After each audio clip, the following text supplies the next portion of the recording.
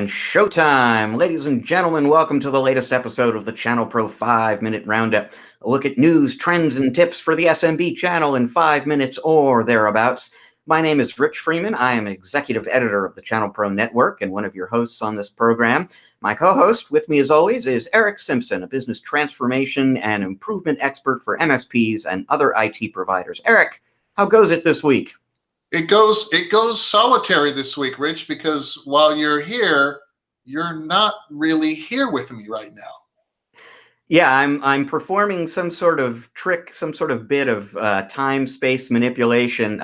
Actually, as people are viewing this episode, I am probably on a beach somewhere in the Caribbean right now on vacation.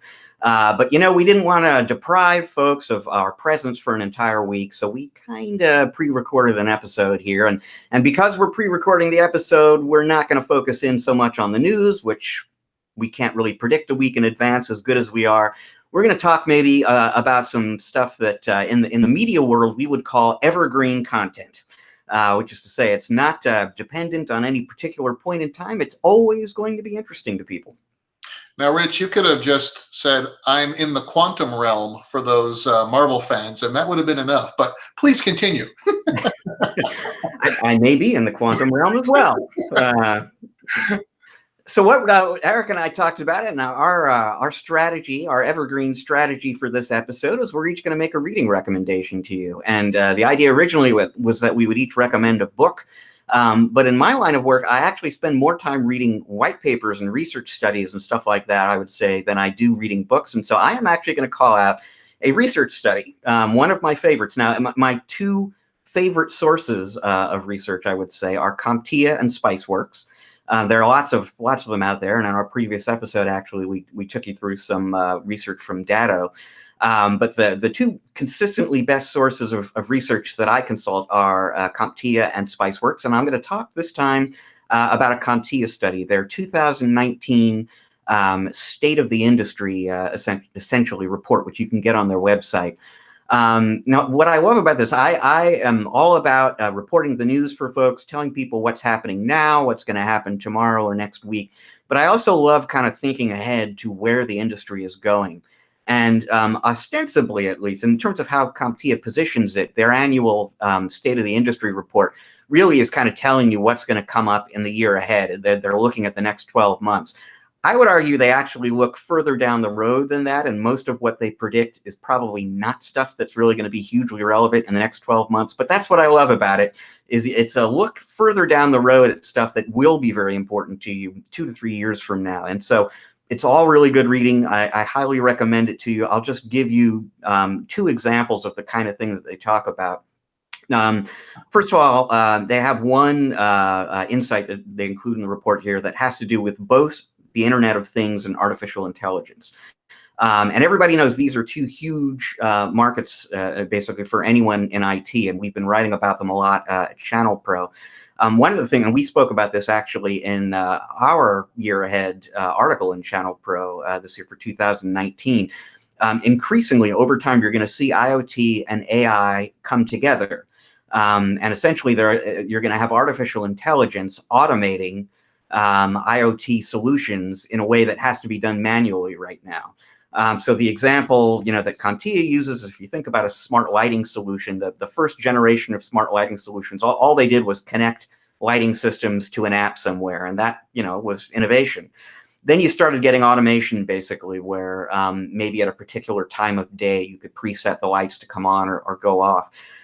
But what if, and there are privacy considerations for this, as there always are with artificial intelligence, but what if your lighting system is observing your patterns and learning about you and learning about the optimal ways to light the office for you, and doing some of that automation in terms of how the lighting conditions in the office change automatically on your behalf?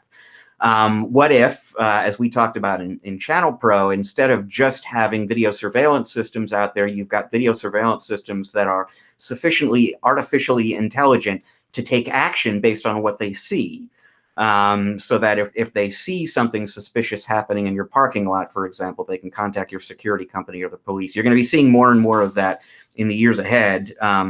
That's going to be an opportunity for our readers, basically.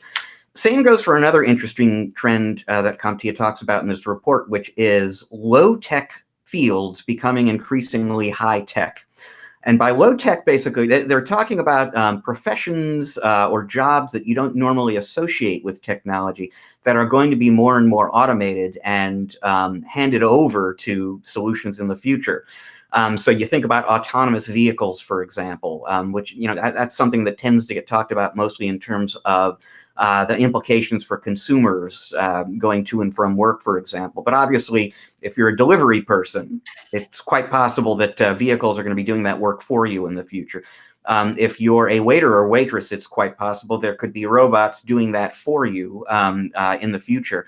Not great news for some people who are in some of these low-tech fields, but it opens up whole new realms of possibilities for channel pros, for solution providers, for integrators. There are whole new kinds of solutions and technologies that you're going to be able to offer your customers in some of these so-called low-tech fields. There's a lot more where that comes from in areas like 5G networking, hiring, and some of the creative solutions you're going to see people start to use in a tight labor market for IT talent going forward. Lots more where this came from. I encourage everybody to check it out. Awesome. Reminds me of, one of my favorite science fiction authors' most famous books, I, Robot, which became, a pretty successful, or I guess, well talked about film with Will Smith a couple of years ago, where, robots were doing everything from delivering, parcels to people's houses to, cleaning the floors and all that. And we're seeing the early generations of that, the Roombas and, Amazon testing, autonomous vehicles that will drive and deliver stuff, and, drones and all this other kind of innovation. But, I also am reminded of another very famous science fiction property, Rich, where, the beginnings of Skynet may be, imminent here as well. So awesome. Yeah. And I love CompTIA's research. I rely very, very heavily on it in terms of, helping my clients just stay ahead and being kind of visionary. What's around the corner, where we're trying to, we don't want to skate to where the puck is. We want to skate to where the puck is going to be on the ice, so it's always valuable to read these. And sometimes, they're voluminous. I mean, multiple pages of data, facts, and analysis. But again, if you want to stay ahead in your industry, you want to make sure that you're immersing yourself in, the data that's being collected by the folks whose job it is to inform us of what they see out there and is being predicted, and they're getting back from surveys and polling and things like that as well. So, definitely a great resource.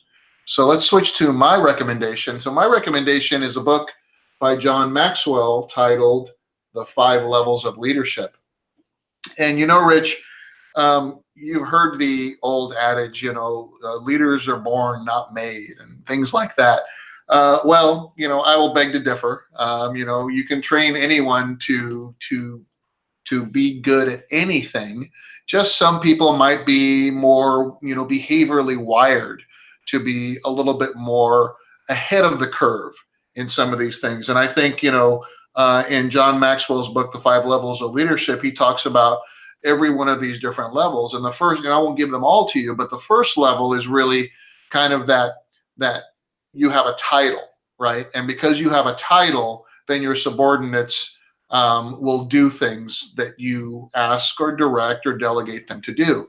But you don't really have a personal relationship with these folks. So basically, they'll only go so far. They're not going to call in, the extra effort to really go the extra mile until they feel that you, as the leader, care about them, care about their families, and care about their well-being.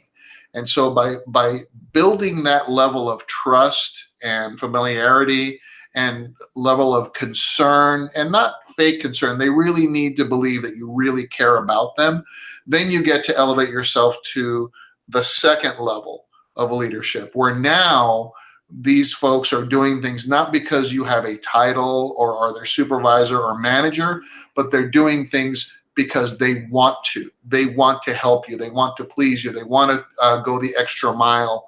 and really execute to the best of their ability. And you don't really have to twist their arms and force them, because they know that you care about them and they're reciprocating that in return. And so the additional levels of leadership end up at, level 5, which is really creating other level 5 leaders under you. So I love the way that John takes practical stories and scenarios in his career and really lays it out and gives examples of what this looks like and what the evolution is, and why it's a good thing to be aware and have that intentional awareness, right? To be an intentional leader every day, because, as you and I know, Rich, I mean, sometimes we just want to be who we are. And, if I respond to a client that, in a way, or a strategic partner in a way that's, Erick, and not, founder and chief strategist of ErickSimpson.com, Erick, it may not result in the outcome that we're looking for. So it's important to really understand how we're behaving, strive to become better leaders, and strive to help others of our team to also become better leaders. And through that care and nurturing and feeding of those relationships, you'll get more productivity out of your team. You'll get more caring concern for attention to detail. And things just seem to get done right more than they get done wrong when you're really displaying that type of leadership and having the example be yourself and bringing those others along behind you. Yeah, now I have not read the book, but I love the fact that relationships factor so heavily into Maxwell's definition of leadership, and how you can kind of become a higher level leader. That a lot of it has to do with the quality of relationships, and I particularly like that the highest level that he gets to is one where you've gone beyond running your organization effectively and gotten to that point of helping other people become better leaders, which is something that certainly that any entrepreneur needs to be thinking about, and really any manager at any level in an organization. I do believe that both from a professional standpoint and a personal standpoint, that is kind of the highest level of leadership that you can attain. Right. And let's not forget that, the job of the leadership in any organization is to replace themselves.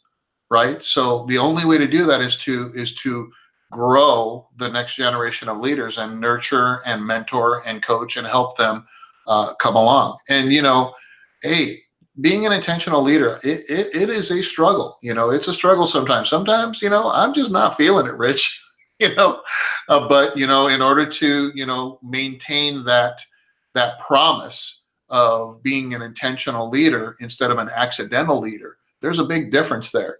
And sometimes that's what kind of drives me to readjust my my attitude and get back into character for the folks that that I'm supporting and that look to me for support. Well, you know what defines character, Erick, to such a great degree is honesty. And we've got time for just one more story this week in our evergreen episode of the 5-Minute Roundup. And it concerns a belated but, respect-worthy act of honesty. There was a book called The White Owl. We're talking about books. Book called The White Owl was checked out of a library in Ireland in 1937. It has just been returned. 82 years overdue. At that point, they're probably not looking for it anymore. You could just kind of hang on to it, but somebody decided to return it. Turns out the fine on that, the overdue fines were 5 cents a day. Do you know what happens if you accumulate 5 cents a day of fines for 82 years, Erick? Holy cow, that's an amazing amount of MRR right there. You wind up with a bill for $1,428. And actually, this article I'm reading here about this did not say whether or not the library actually collected the $1,400 plus tab for that overdue book. But, folks, get the books back. Those fines add up. No doubt. I remember keeping a book out for many years until we moved 3 times. And I finally did return to the library. In my situation, though, Rich, they were kind enough to waive the fees for me. So, there you go. I'm hoping that was the case here as well. So that is all the time we've got this week on the 5-Minute Roundup. Thank you very much for joining us. If you like the show, you might want to check out some previous episodes, keep up to speed on the ones that we've got coming for you in the future. Best thing to do is to subscribe to the ChannelPro Network channel on YouTube. You will get all of that information and more. If you want to read about CompTIA research, say, business growth tips, news from the industry, all sorts of great stuff that's going to help you grow your business, go to ChannelProNetwork.com on a daily basis. We have got great new content for you there every day. To learn more about Erick and the work that he does with his clients, the best place to go is ErickSimpson.com. That is ERICK Simpson.com. So we will be back. I will be tanned, rested, and ready after my vacation next week. We'll be back with another episode for you. Until then, enjoy the rest of your week. Erick and I are enjoying the rest of your week already.